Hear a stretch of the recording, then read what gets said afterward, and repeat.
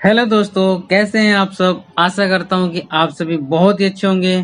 तो दोस्तों, हमेशा की तरह आज फिर से लेकर आया हूं एक बहुत ही अच्छी और सीख देने वाली कहानी, जिस कहानी का शीर्षक है ऊंट और गीदड़ की कहानी।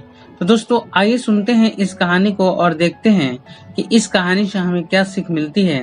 तो चलते हैं कहानी की तरफ। बहुत पुरानी बात है, एक जंगल में दो पक्के दोस्त रहते थे। एक था गीदड़ और दूसरा था ऊंट।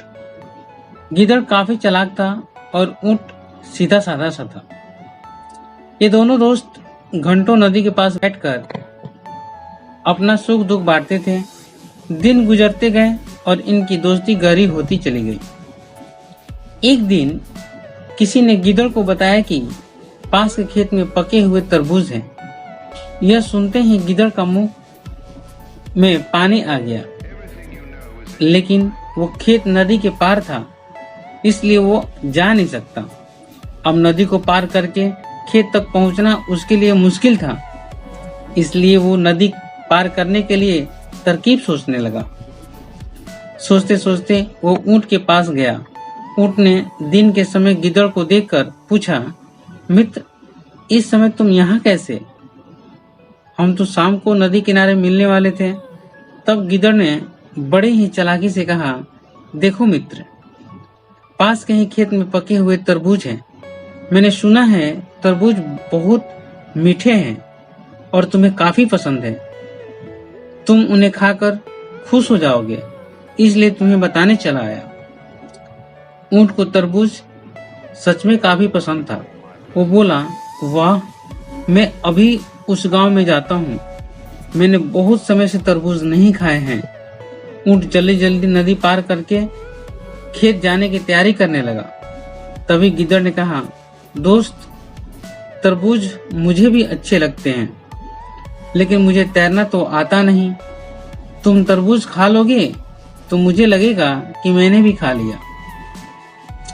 तभी ऊंट बोला, तुम चिंता मत करो, मैं तुम्हें अपनी पीठ पर बिठाकर नदी पार करवाऊंगा, फिर दोनों साथ में मिलकर तरबूज खाएंगे। ऊंट ने जैसे कहा था वैसा ही किया।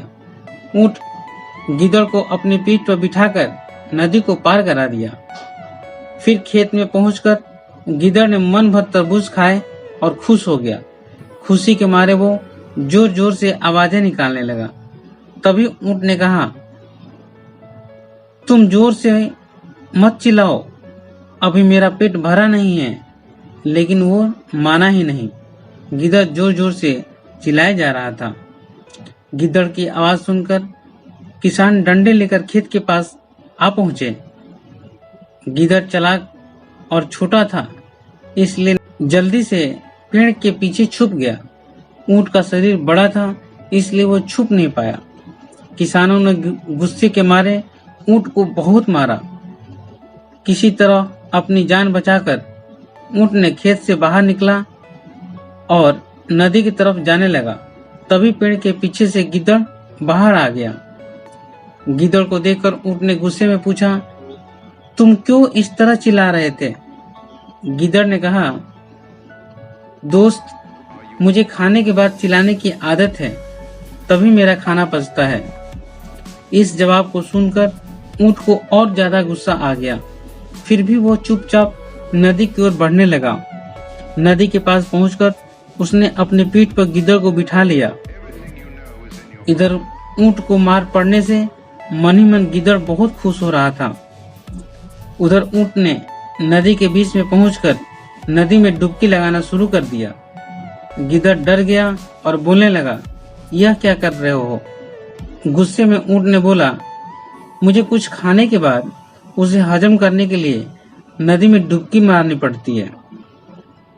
गिद्दड़ को समझ आ गया कि ऊंट उसके किए का बदला ले रहा है। बहुत मुश्किल से गिद्दड़ पानी से अपनी जान बचाकर नदी किनारे पहुंचा। उस दिन के बाद से गिद्दड़ ने कभी भी ऊंट को परेशान करने की हिम्मत नहीं की। Moral of the story.